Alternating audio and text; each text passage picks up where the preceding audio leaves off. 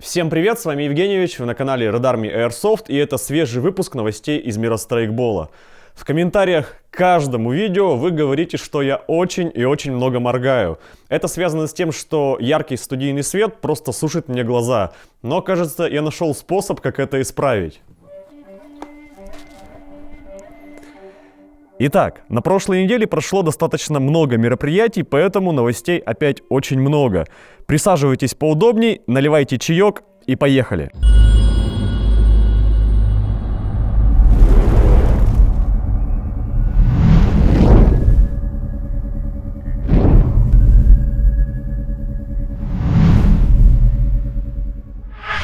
Главной новинкой прошлой недели можно смело назвать миномет от Tagin, который может прицельно стрелять навесом на дистанцию до 300 метров.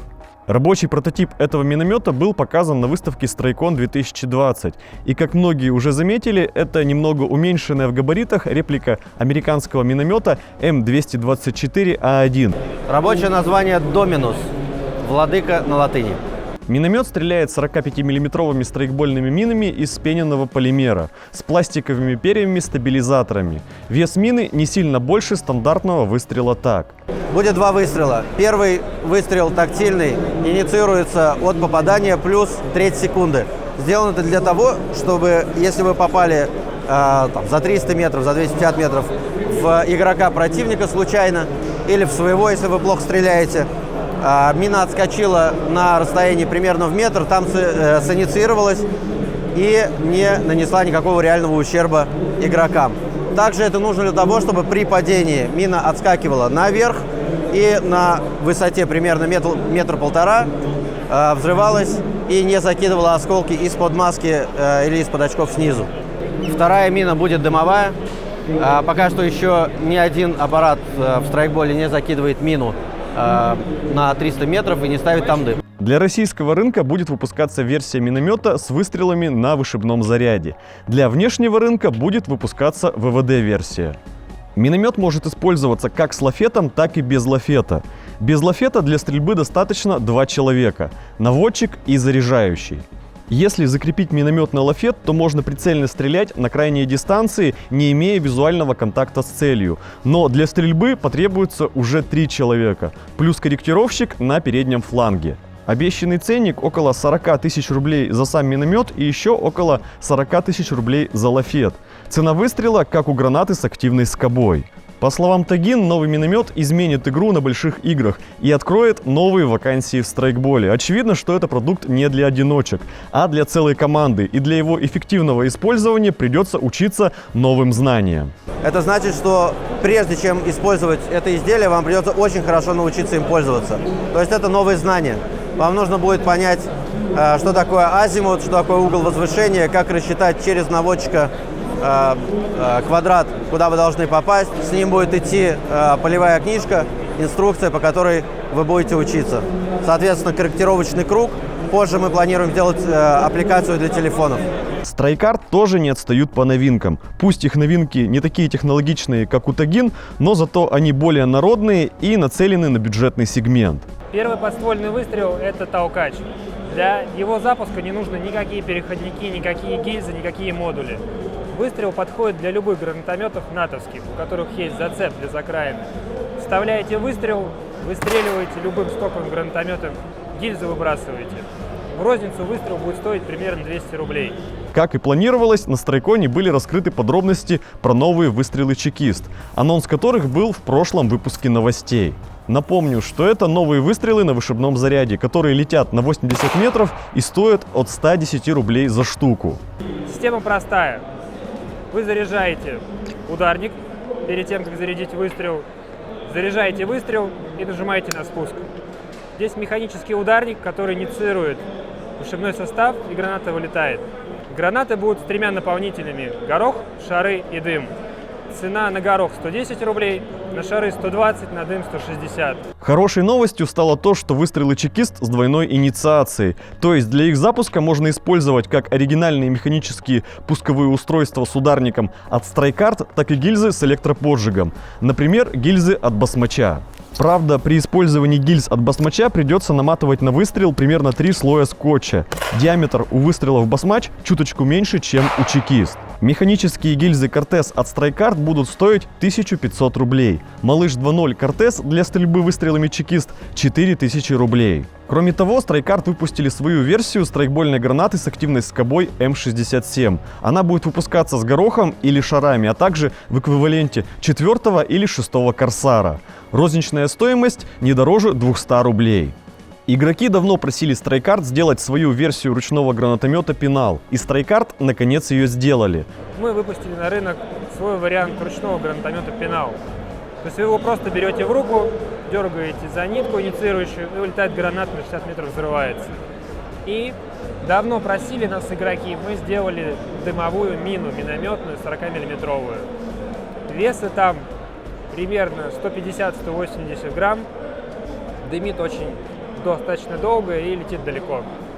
Ну и, наконец, новинка, которую не показали на выставке, но которая уже успела попасть ко мне в руки. Это обновленная граната Егерь с металлическим кольцом вместо картонного и значительно уменьшенным форсом при воспламенении. То есть теперь кольцо не намокает, а граната инициируется без риска прожечь перчатки искрами. Разработчик ВВД-систем Proteus HPA Systems анонсировали композитные баллоны собственного производства емкостью 0,24 литра, которые идеально подходят к их новому прикладу ПБУ и которые можно заправлять на честные 4500 PSI. Вес колбы всего 310 грамм. Расчетный срок службы 15 лет. Можно использовать от минус 40 до плюс 50 градусов по Цельсию. Гарантия от производителя 2 года. Планируемый ценник на колбу без регулятора 7000 рублей. Я планировал посмотреть на новые баллоны на Страйконе, но они не успели приехать с производства. Зато я успел вживую посмотреть новый приклад ПБУ. Ну, точнее, как приклад. По сути, это изделие 2 в 1. Без направляющих и пластика это низкопрофильная база для регулятора низкого давления, которую удобно использовать с внешним баллоном. Если поставить пластик, направляющий и прикрутить баллон, то вы получаете удобный приклад, который по габаритам примерно такой же, как стандартный крейнсток. В зависимости от баллона, который вы используете, вы можете получить приклад разной длины и ширины. Кроме того, он стал немного ниже, и теперь для удобного прицеливания не нужно поднимать прицел повыше. ПБУ совместим с регуляторами SFR, CLR и новым регулятором Грань, который уже вот-вот поступит в серию. Крепление регулятора происходит напрямую без шлангов. Из бонусов можно отметить возможность с помощью переключателя сбросить давление перед откручиванием баллона и резьбу в основании для антапки. Еще из новинок HPA Systems показали обновленную версию ВВД-системы Proteus 3 образца 2020 года. Изменения коснулись только удобства сборки и обслуживания. Например, появилась накатка на задней и передней крышке. Электроника теперь крепится на разъеме. Если нужно по каким-то причинам заменить плату, паять ничего не придется. Если вы думаете, что на этом новинки со Страйкона закончились, то нет. Есть еще одна громкая новинка от Arsarma. Это новый шарф-труба, который вы можете использовать как маску, как шарф, как шапку, как подшлемник, повязку и так далее. Ну, вы знаете, для чего нужны гейтеры. Фишкой новинки является уникальная, не имеющая аналогов конструкция и сложный крой. А если серьезно, то эта простая вещь была создана по просьбе ФСБ для работы в городе и изготовлена из ткани, которая очень хорошо отводит влагу, быстро сохнет и максимально комфортно в ношении. Ткань обработана антибактериальной пропиткой серебром. Плоские швы исключают натирание. Ценник всего 500 рублей за штуку. Чуть не забыл один момент. И до Страйкона, и на Страйконе люди говорили о том, что им интересна тема тюнинга, какую резинку хопапа выбрать, какой выбрать стволик или как себя ведет та или иная ВВД-система. И жаловались на то, что на нашем канале такой контент выходит не так часто, как бы этого хотелось. Мы будем стараться выпускать такой контент чаще, по возможности, но ведь на российском ютубе есть каналы, у которых такой контент основной. Так вот, есть такой человек, Никита Романов, и он постоянно экспериментирует, собирает разные системы и снимает про это видео, выкладывая все это на свой YouTube-канал. И как это часто бывает, его канал сильно недооценен. Многие просто не знают, что он есть, и там большой объем информации про тюнинг. Если вам эта тема интересна, зацените пару роликов с его канала, и если они вам зайдут, вы знаете, что делать. Пока в Москве проходил Страйкон, в Екатеринбурге проходил российский финал турнира Battle Arena. Чемпионами России стала команда «Тигр». Второе место – команда «Бразерс». Третье место – команда «Blackout». Я лично знаю парней из команды «Тигр» и могу сказать, что они шли к победе не один год. Много тренировались, несколько лет участвовали в турнире и вот, наконец, достигли своей цели. Следующий этап – это чемпионат мира, который пройдет в США уже в апреле этого года. Команда «Тигр», как вы понимаете, будет представлять Россию. На прошлой неделе в США проходила большая выставка «Shoot Show 2020», и там тоже засветились несколько страйкбольных новинок. Глядя на эту фотку, можно подумать, что кто-то еще, кроме Тагин, способен перевернуть представление о страйкбольной пиротехнике и сделать рабочий прототип страйкбольного гранатомета МК-19 с ленточной подачей выстрелов. К сожалению, это всего лишь годный кликбейт от Lancer Tactical, целью которого было привлечь внимание к собственному стенду. На самом деле это даже не гранатомет, а ВВД-автомат с двумя стволами в корпусе МК-19 стоимостью $7500. Такие вот дела. Wolverine Airsoft сделали версию своей механической ВВД-системы Bolt для SRS A1 от Silverback Airsoft. Вопрос перевода полностью тюнингопригодной спринговой винтовки SRS на ВВД, конечно, спорный, но если вам очень нужно, теперь продукт для этого есть.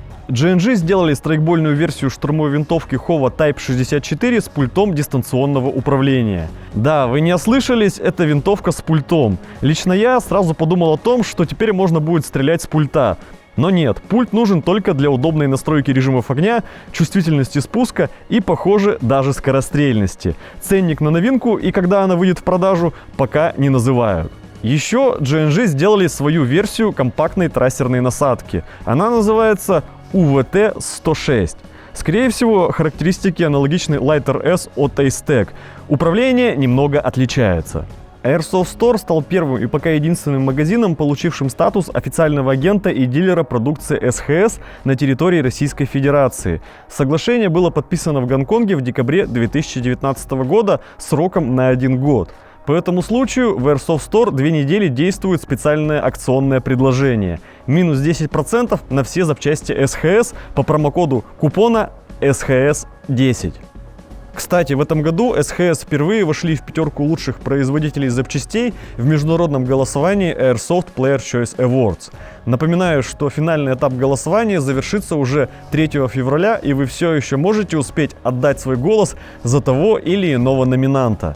Традиционно среди всех проголосовавших организаторы будут разыгрывать ценные призы от спонсоров, в том числе пулемет МК-46 Mod 0 от Tokyo Marui, привода от Spetsna Arms и снаряжение от Helicon. Церемония вручения тарелок пройдет 8 марта 2020 года на выставке IWA 2020 в Нюрнберге.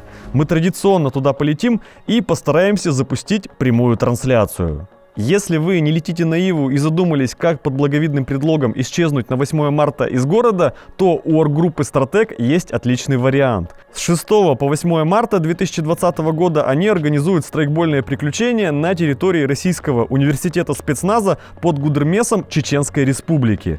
Если кто не знает, то Российский университет спецназа – это огромный тренировочный комплекс с тирами, тактическим городом, лесными и холмистыми локациями, кемпингом, современными армейскими палатками, гостиницей и так далее. Все это было построено для обучения и тренировки спецподразделений.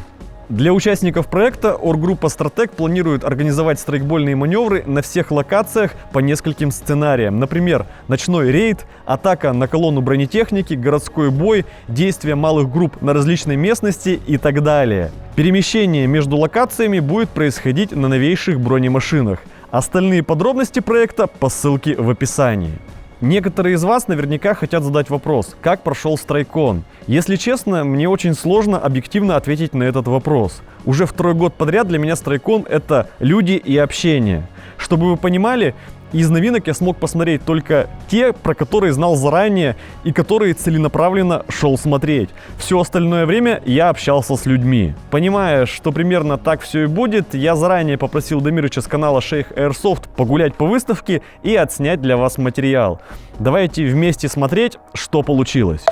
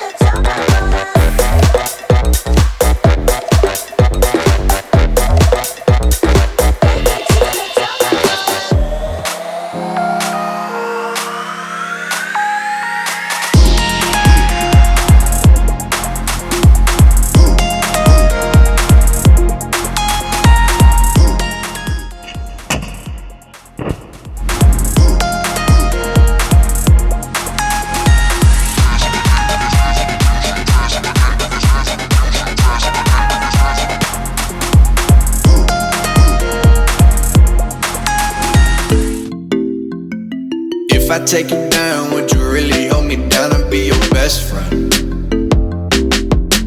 She just wanna hit me with a quickie by the pool and I'm like, yes ma'am.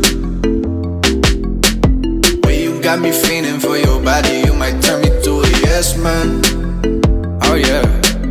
80 and I'm 40, I'm a nervous bitch, I'm flyer than your ex man. We ain't gotta go outside.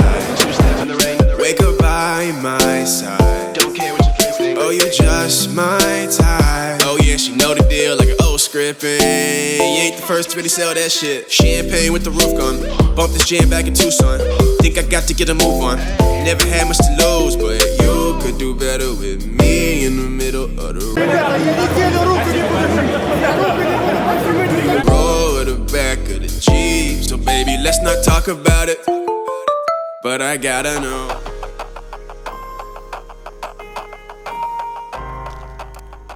От себя хочу добавить, что я очень благодарен всем, кто подходил ко мне на стройконе пожать руку, сфотографироваться или просто пообщаться. Живая обратная связь всегда очень сильно мотивирует продолжать двигаться дальше и продолжать делать для вас контент. Таков путь. Как всегда, предлагаю обсуждать видео в комментариях, ставить ваши уверенные пальцы вверх, подписываться на канал, жать колокольчик. До скорого!